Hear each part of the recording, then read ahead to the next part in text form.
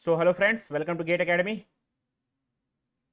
आज के क्लास में हम जो करेंगे, ये हमारा जो लक्ष्य रेलवे सीरीज मैकेनिकल इंजीनियरिंग के लिए जो स्टार्ट किए थे, उसी का जो एपिसोड नेक्स्ट एपिसोड जो है आज एपिसोड 3, उसको हम देखेंगे। देखिए, हम क्या कर रहे हैं, प्रीवियस ईयर के जितने भी टाइप के क्वेश्चंस आए हैं, अभी मैं पर्टिकुलरली थर्मल के सब्जेक्ट ले रहा हूँ। उसके बाद हम क्या करेंगे, धीरे धीरे दूसरे सब्जेक्ट के बारे में भी हम जानेंगे। तो सबसे पहले हम थर्मोडायनेमिक्स ले रहे हैं, मैंने आपको बता दिया। नाउ ये है। उसके बाद देखिए, ये हमारा एप्लीकेशन डेट स्टार्ट हुआ था 13 जुलाई से। ये आई होप 29 जुलाई, सॉरी 29 अगस्त जो है लास्ट डेट है। तो जिन भी स्टूडेंट ने अभी तक फॉर्म फिल नहीं किया है, प्लीज उसको जाइए फॉर्म को फिल कीजिए, क्योंकि 29 अगस्त क्या है, उसका लास्ट डेट है। मतलब कुछ ही दिन बचे हैं उसको फॉर्म फिल करने में। इससे पहले कि सर्वर जो है प्रॉब्लम क्रिएट करे, आप लोग जाइए और फॉर्म को फिल कीजिए, ठीक है।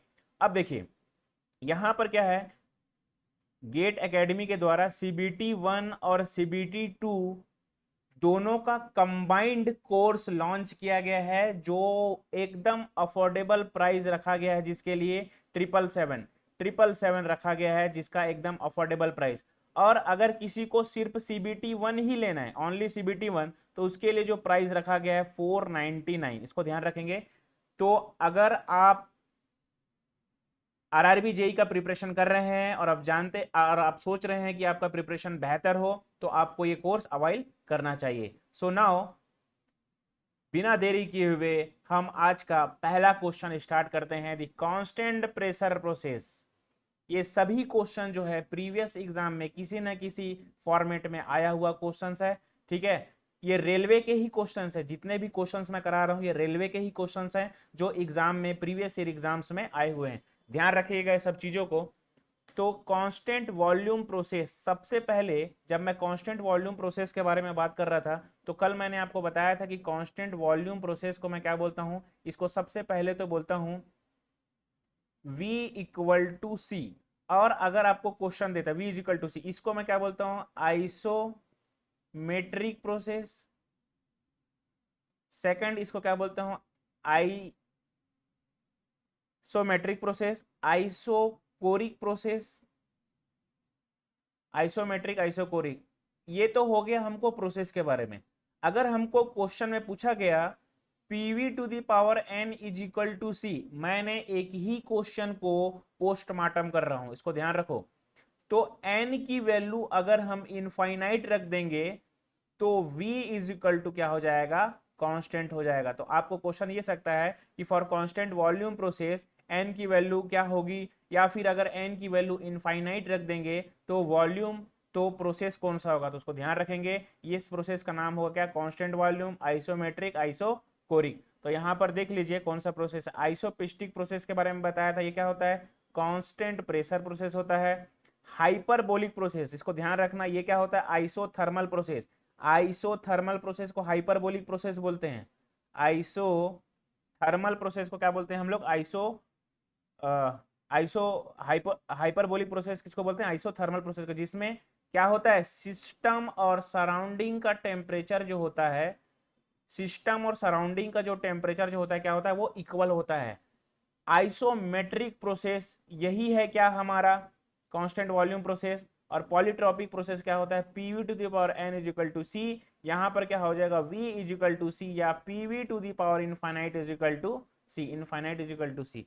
तो ये आपका क्या है, कांस्टेंट वॉल्यूम प्रोसेस। सिमिलरली इतने सारे प्रोसेस हैं, हो सके तो जो भी क्वेश्चंस मैं कराता हूं उसको कॉपी में नोट डाउन किया कीजिए, ताकि आपको क्या है, इसको रिवीजन करने में हेल्पफुल होगा। Now the next question, very important question, question number second, the work done bye A system.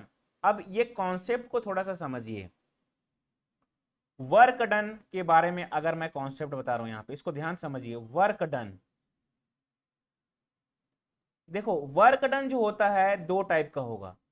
ये एक टाइप के क्वेश्चन में क्या हो जाएगा, work done bye the system, system work हमको देगा बाय द सिस्टम।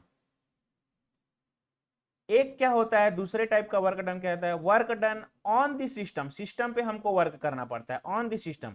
तो work done bye the system का जहां पर कॉन्सेप्ट आता है, वहां पर वर्क डन क्या होता है, पॉजिटिव होता है, और वर्क ऑन द सिस्टम का जहां पर कॉन्सेप्ट आता है तो ये क्या हो जाता है, ये निगेटिव होता है। मतलब सिस्टम से अगर हमको वर्क मिलेगा वो क्या होगा, पॉजिटिव होगा, और सिस्टम को अगर हम वर्क देंगे तो वो क्या हो जाता है, निगेटिव होता है। इसको ध्यान रखोगे, सिस्टम को वर्क देंगे तो निगेटिव होगा, सिस्टम से जब हम वर्क लेंगे तो क्या हो जाता है, वो पॉजिटिव होता है।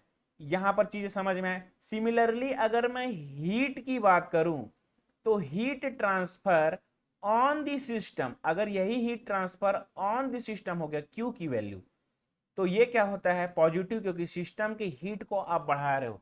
ठीक है, सिस्टम की हीट को क्या बढ़ा रहे हैं, आप इंक्रीज कर रहे हो। दूसरा चीज, हीट ट्रांसफर, सपोज ये कोई सिस्टम है, यहां से हीट का क्या हो रहा है, ट्रांसफर हो रहा है, तो heat transfer by the system, तो इसको हम क्या लेंगे, निगेटिव लेंगे। तो इसीलिए जब हम first law of the thermodynamics के क्वेश्चन सॉल्व करते हैं, first law of the thermodynamics क्या होता है, del Q is equal to, del Q is equal to क्या होता है, डी यू प्लस क्या होता है, डेल डब्ल्यू। अब ये Q का ही खेल है, या पॉजिटिव हो सकता है या निगेटिव हो सकता है। इंटरनल एनर्जी अगर बोलेगा कि इंटरनल एनर्जी इंक्रीजिंग, तो ये क्या हो जाएगा, पॉजिटिव। अगर हमको क्वेश्चन में बोलेगा कि इंटरनल एनर्जी डिक्रीजिंग, तो ये क्या हो जाएगा, negative. Similarly work done on the system, ये negative, work done by the system, ये क्या हो जाएगा, positive. Heat transfer by the system on the system, heat transfer by the system, negative. ठीक है, ये क्या हो जाएगा, इंक्रीज होगा तब पॉजिटिव होगा, और डिक्रीज होगा तो क्या हो जाएगा, निगेटिव होगा। यही कॉन्सेप्ट है, सिर्फ इससे बाहर से क्वेश्चन आपको कुछ भी नहीं आएगा। Now the work done bye A system is 45 kg if the internal energy, अभी देखो क्या क्वेश्चन क्या पूछ रहा है, क्वेश्चन क्या बोल रहा है, वर्क डन क्या बोला है, bye the system, work done bye A system मतलब प्लस ए साइन के साथ बनाएंगे इस क्वेश्चन को, 45 kg if the internal energy of the system decrease, internal energy मतलब डी यू की वैल्यू क्या कर दिया इसने, डिक्रीज कर दिया, -15 kilo joule. What is the heat received, heat received कर रहा है मतलब क्या होगा, हीट रिसीव्ड मतलब पॉजिटिव क्यू की वैल्यू आपको क्वेश्चन पे, heat receive by the system ये पूछा हुआ है। अब पॉजिटिव होगा निगेटिव होगा, क्वेश्चन को करने से समझ में आएगा। देखो क्यू की वैल्यू हमको निकालना है, डी यू की वैल्यू हमको -15 दिया हुआ है, डब्ल्यू की वैल्यू कितना दिया है, 45। क्वेश्चन क्या जाएगा, क्यू की वैल्यू 30, ये क्या हो जाएगा, किलो जूल, क्यू की वैल्यू क्या हो जाएगा, 30 किलो जूल। इसको ध्यान रखेंगे, इंपॉर्टेंट क्वेश्चन है, इतने सारे कॉन्सेप्ट थे। क्वेश्चन बहुत ईजी होगा, कभी कभी कुछ कुछ क्वेश्चन बहुत इजी होगा, लेकिन उसमें जो कॉन्सेप्ट होगा वो क्या रहेगा, आपको परेशान कर सकता है। तो इसको क्या करेंगे आप लोग, ध्यान रखेंगे। ये आंसर नहीं होगा, ये भी आंसर नहीं होगा, तो इसका आंसर क्या हो जाएगा, C for cat will be the correct answer. Now the next question, second law of the thermodynamics defined. देखिए second law of the thermodynamics के बारे में अगर मैं बात करूं, तो देखो second law of the thermodynamics जो होता है, ये दो इसके स्टेटमेंट होते हैं। पहला केल्विन प्लैंक स्टेटमेंट, और ये क्या होता है, क्लॉसियस स्टेटमेंट। ठीक है, केल्विन प्लैंक स्टेटमेंट क्या बोलता है, केल्विन प्लैंक स्टेटमेंट क्या बोलता है, ऐसा इंजन बनाना इम्पॉसिबल है जो जितना हीट लेगा, जो जितना हीट लेगा इस पूरे हीट को क्या कर देगा, वर्क डन में कन्वर्ट कर दे। मतलब इफिशियंसी इज इक्वल टू 100% किसी भी इंजन का नहीं हो सकता। लेकिन अगर इसी को ये प्रूफ कर दे, मतलब इस वायलेट को, ये जो बोला है इसको क्या कर दे, इसको वायलेट कर दे इस स्टेटमेंट के, मतलब ये बोल रहा है कि अगर Q की वैल्यू जितना हीट लेगा उतने वर्क डन में कन्वर्ट कर देगा, या फिर इफिशियंसी क्या हो जाएगा, 100% होगा, तो उसको क्या बोलते हैं, perpetual motion machine kind two. इसको ध्यान रखिएगा, केल्विन प्लैंक स्टेटमेंट में क्या होता है, यहाँ पे ऐसा इंजन बनाना, ये वो इंजन के बारे में बात करता है। It is impossible to construct engine which gives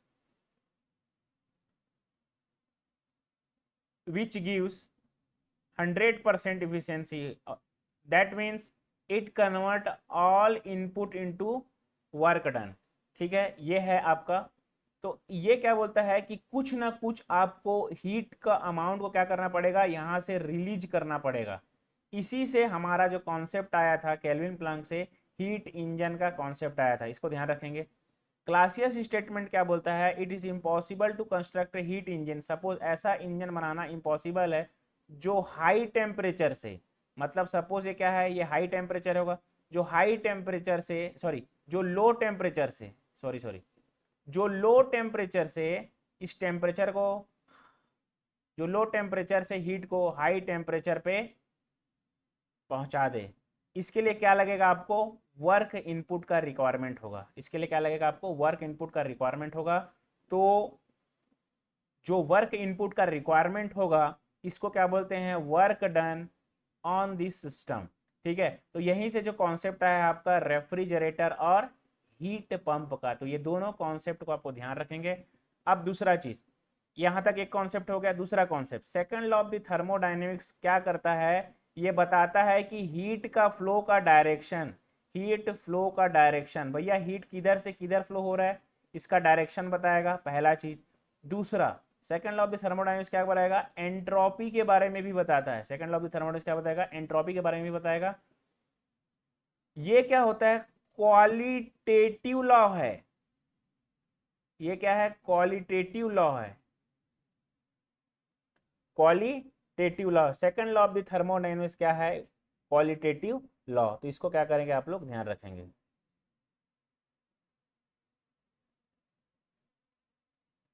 ठीक है, तो यहाँ पे जो आंसर होगा हमारा क्या हो जाएगा, एंट्रोपी। इंटरनल एनर्जी नहीं होगा, ये भी नहीं होगा, और वर्क डन भी नहीं होगा। ठीक है, second law of the thermodynamics. Okay, ठीक।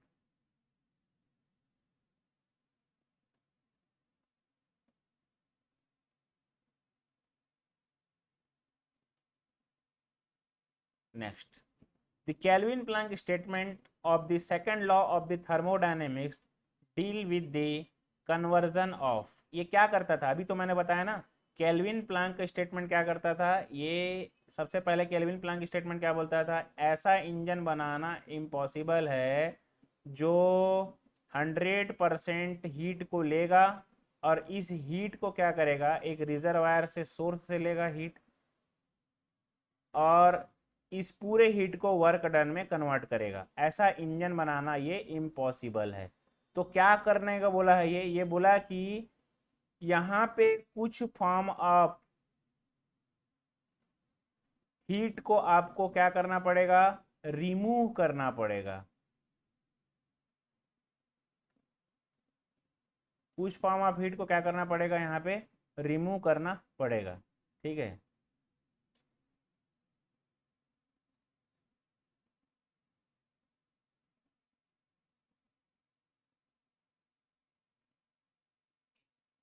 ये आपको समझ में आया क्या, ठीक।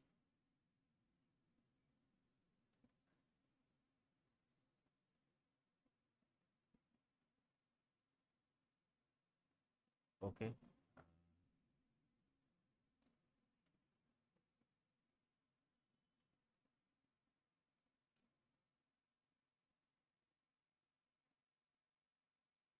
कलर इसी को रखते हैं।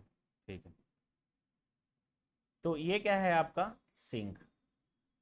ये किसने बताया हमको, केल्विन प्लैंक स्टेटमेंट ने हमको, केल्विन प्लैंक के स्टेटमेंट से हमको समझ में आया। तो ये क्या बता रहा है, मैंने आपको क्या बताया था, heat into work.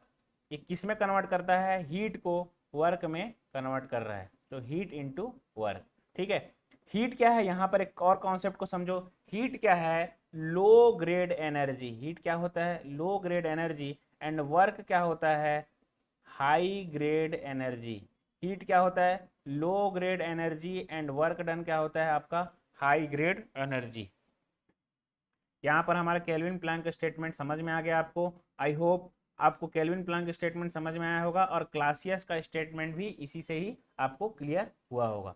Now the next one, a device which convert heat into work is known as. Heat और वर्क को, हीट को वर्क में कौन कन्वर्ट करता है, देखिए ये जो है केल्विन का जो स्टेटमेंट है, केल्विन ने जो हमको किस किस चीज का स्टेटमेंट दिया है, केल्विन ने हमको किस चीज का स्टेटमेंट दिया, केल्विन में हमको क्या हीट इंजन का स्टेटमेंट दिया क्या?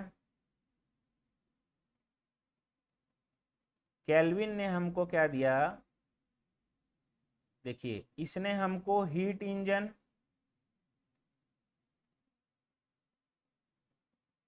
के बारे में बताया, और अगर मैं बोलूं क्लासियस ने आपको क्या बताया, तो क्लासियस के स्टेटमेंट से हमको क्या समझ में आया था? क्लासियस स्टेटमेंट में हमको समझ में आया था कि क्लासियस साहब ने हमको हीट पंप के बारे में बताया, और किसके बारे में बताया? रेफ्रिजरेटर के बारे में बताया। Heat pump and refrigerator. Now the next one, a device which convert heat into work is known as. Heat और हीट को वर्क में कौन सा डिवाइस कन्वर्ट करता है? तो हीट इंजन। ठीक है, अगर यही हमको क्वेश्चन पूछा रहता कि वर्क को हीट में कौन कन्वर्ट करता है, वर्क को हीट में कौन कन्वर्ट करता है, तो याद रखना ये हमारा क्या, हीट पंप। Heat pump. ठीक है, अब देखिए हीट जो होगा वो क्या होता है? हीट जो होगा वो क्या होता है? Low grade energy.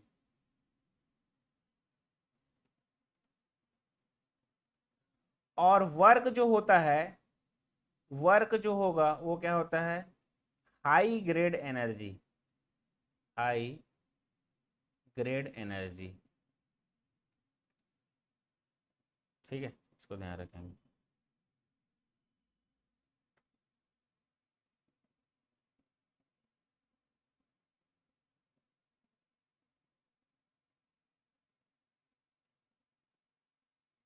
तो वर्क डन को थोड़ा ठीक से लिखते हैं।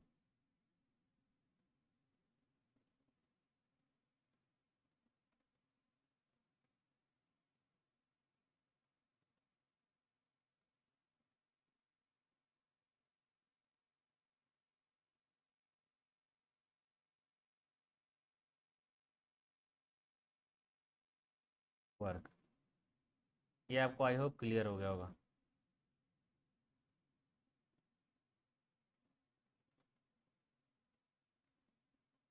Now the next question. Next question, if the, very important question, very important question. देखिए क्वेश्चन क्या बोल रहा है?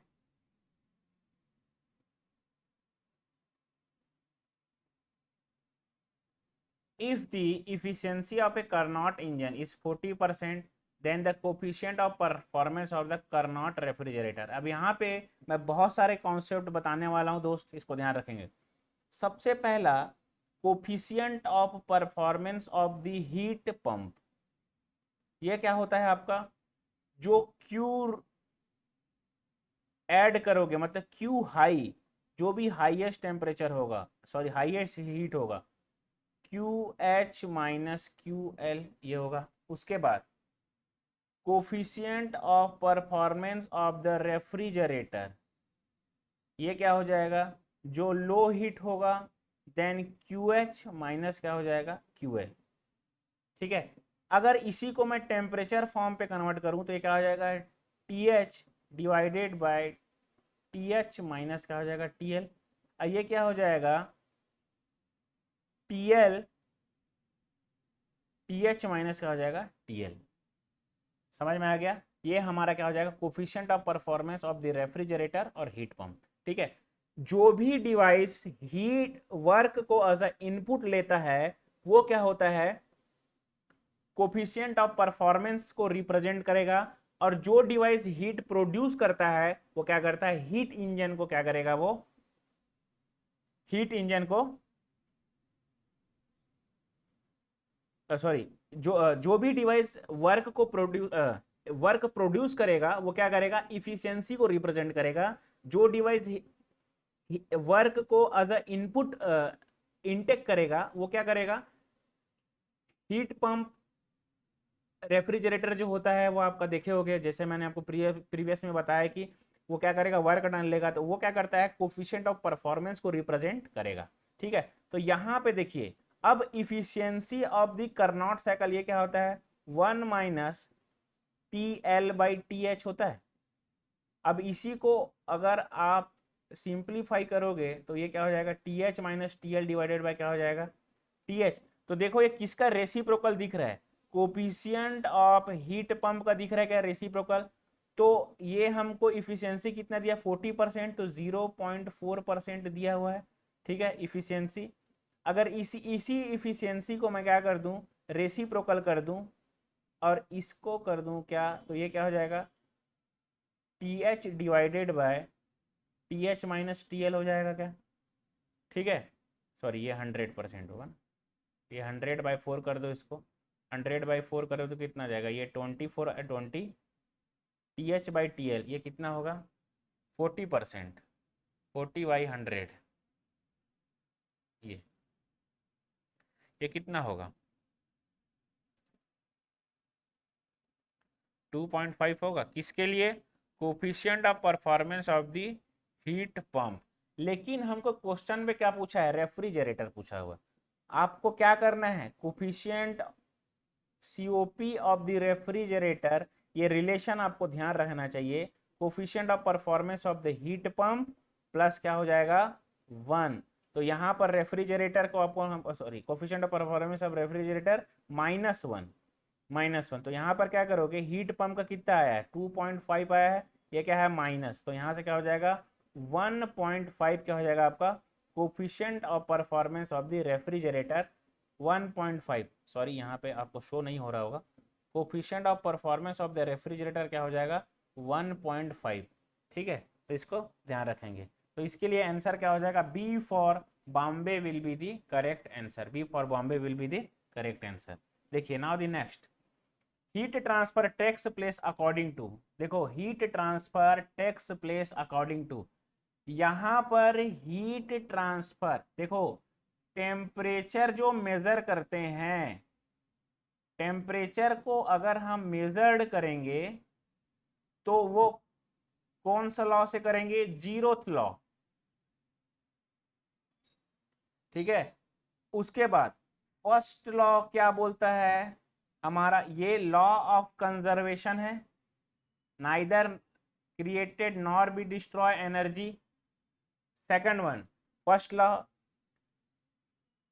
एनर्जी कंजर्वेशन लॉ, उसके बाद इसको हम लोग बोलते हैं क्वांटिटेटिव लॉ, इसको हम लोग क्या बोलते हैं क्वांटिटेटिव लॉ। मतलब फर्स्ट लॉ को लॉ ऑफ कंजर्वेशन है, इसको हम लोग क्या बोलते हैं quantitative law. Now the second law, ये हमको क्या बताता है, एंट्रोपी, हीट ट्रांसफर, और क्या बताएगा, ये एंट्रोपी के बारे में बताएगा, हीट ट्रांसफर के बारे में बताएगा, और किसके बारे में बताएगा, ये हमको बताता है क्वालिटेटिव लॉ। समझ में आ गया, क्वालिटेटिव लॉ। तो हीट ट्रांसफर किस में आया, हीट ट्रांसफर जो है हमारा second law of the thermodynamics, तो इसको ध्यान रखेंगे। Second one, for a reversible adiabatic process the change in entropy will be. अब देखिए रिवर्सिबल एडियाबैटिक प्रोसेस मतलब हीट का सिस्टम और सराउंडिंग के बीच में कोई भी इंटरेक्शन नहीं होगा, ना तो सिस्टम और ना ही सराउंडिंग। ये सपोज सिस्टम है और ये क्या है आपका सराउंडिंग है। हीट का जो इंटरेक्शन सिस्टम के सराउंडिंग के बीच में नहीं होगा, एडियाबैटिक प्रोसेस। अगर ये रिवर्सिबल एडियाबैटिक बोल दिया है तो सिस्टम में भी इंटरनल फ्रिक्शन जनरेट नहीं होगा, सिस्टम में भी क्या हो जाएगा, इंटरनल फ्रिक्शन जनरेट नहीं होगा। मतलब रेंडमनेस क्या हो जाएगा, रेंडमनेस इज इक्वल टू क्या हो जाएगा, जीरो। इसमें क्या हो जाएगा, जीरो रेंडमनेस होगा, किसके लिए, द चेंज इन एंट्रोपी आपके रिवर्सिबल एडियाबैटिक प्रोसेस के लिए। तो इसका क्या हो जाएगा, C for Chennai will be the correct answer. तो आप ध्यान रखेंगे कि रिवर्सिबल एडियाबैटिक प्रोसेस के लिए जो चेंज इन एंट्रोपी होगा वो क्या हो जाएगा, जीरो होगा।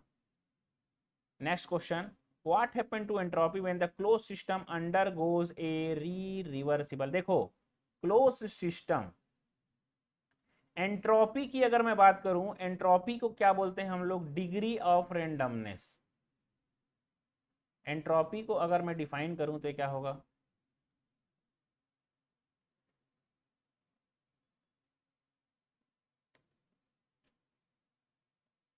Randomness of molecules, randomness of molecules. Entropy को मेजर, जो रेंडमनेस ऑफ मॉलिक्यूल्स को मेजर करने के लिए ये एक इमेजिनरी टर्म इजाद किया गया जिसको हम क्या बोलते हैं? एंट्रोपी।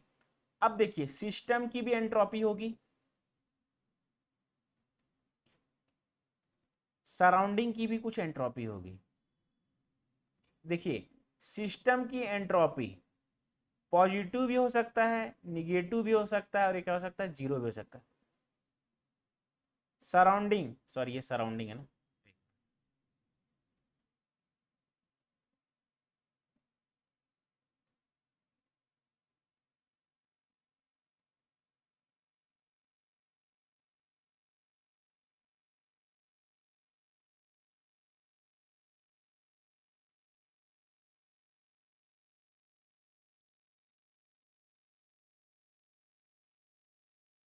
सराउंडिंग,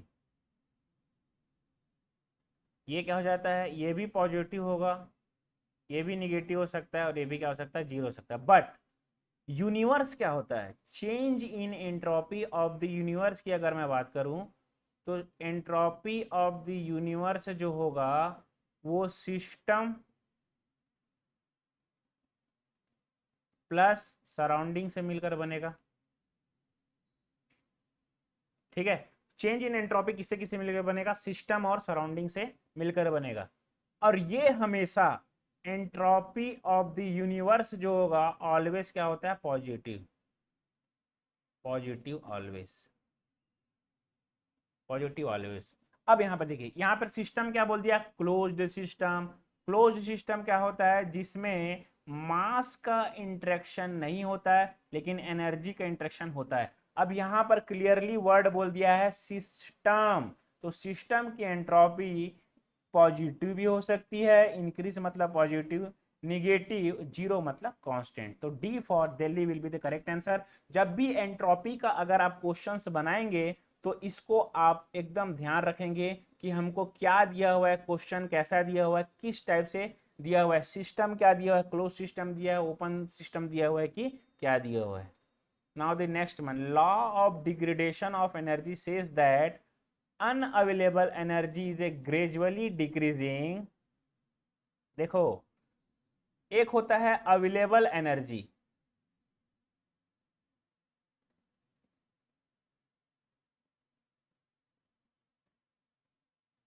उसके बाद होता है एक अनअवेलेबल एनर्जी।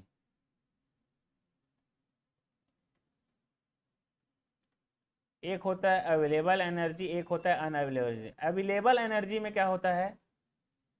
अवेलेबल एनर्जी में हम क्या देखते हैं? मैक्सिमम यूजफुल वर्क, कितना हम वर्क को यूजफुल कर सकते हैं, maximum.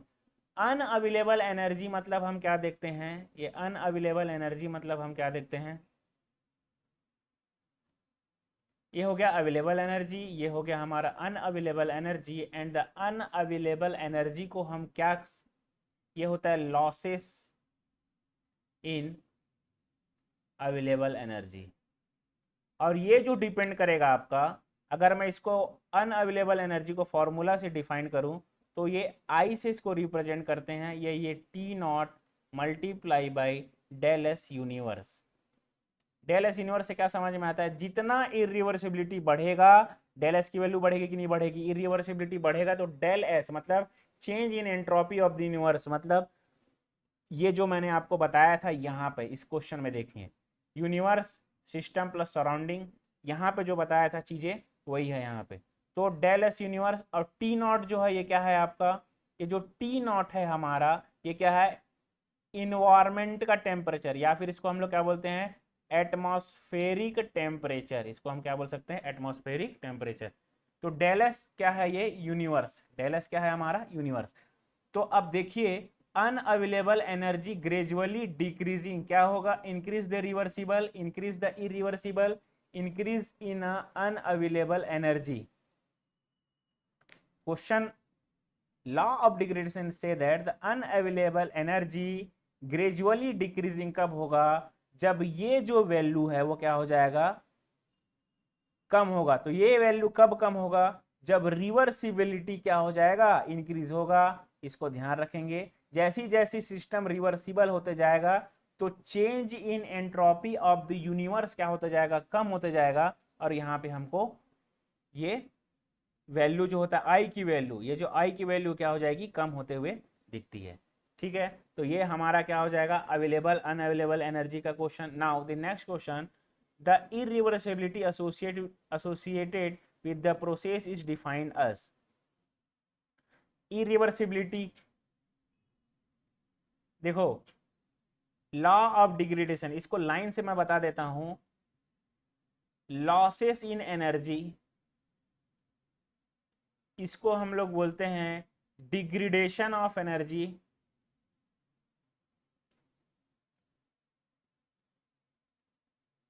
Degradation of energy, irreversibility, ये इसके इतने सारे नाम हैं। एक मिनट इसको सही से कर देते हैं।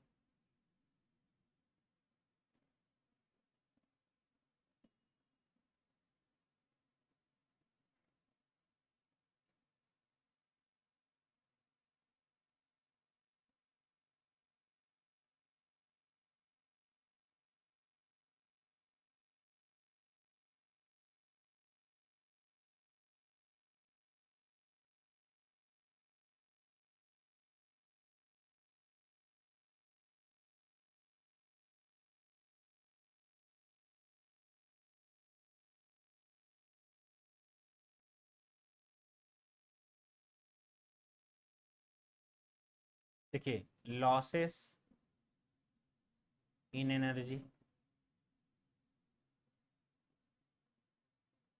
उसके बाद डिग्रेडेशन,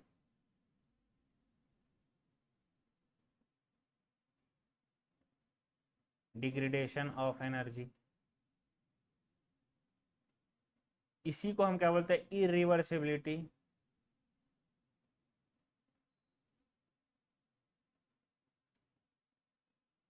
इसी को हम लोग क्या बोलते हैं, irreversibility. Losses in energy, degradation of energy, irreversibility. ठीक है, तो यहाँ पर इरिवर्सिबिलिटी कहने का मतलब क्या होता है, losses in energy. Losses in enthalpy नहीं होगा, लॉसेस इन एंट्रोपी नहीं होगा, losses in the qualitative energy भी नहीं होगा। तो इसका आंसर क्या हो जाएगा आपका, लॉसेस इन एनर्जी। ठीक है, तो अभी हम इतना ही क्वेश्चन करेंगे। नेक्स्ट एपिसोड में जब हम मिलेंगे तो फिर से different different type of the question करेंगे। ये आरआरबी, ये जो भी क्वेश्चन है हमारा, ये आरआरबी जेई में प्रीवियस ईयर आए हुए हैं। इन्हीं टाइप के क्वेश्चंस को अभी हम कर रहे हैं। इससे आप अंदाजा लगा सकते हो कि किस टाइप के क्वेश्चन जो होते हैं एग्जाम में आते हैं और आपको कैसे प्रिपरेशन करना है। तो आज की क्लास के लिए इतना ही। Thank you very much, wish you all the very best.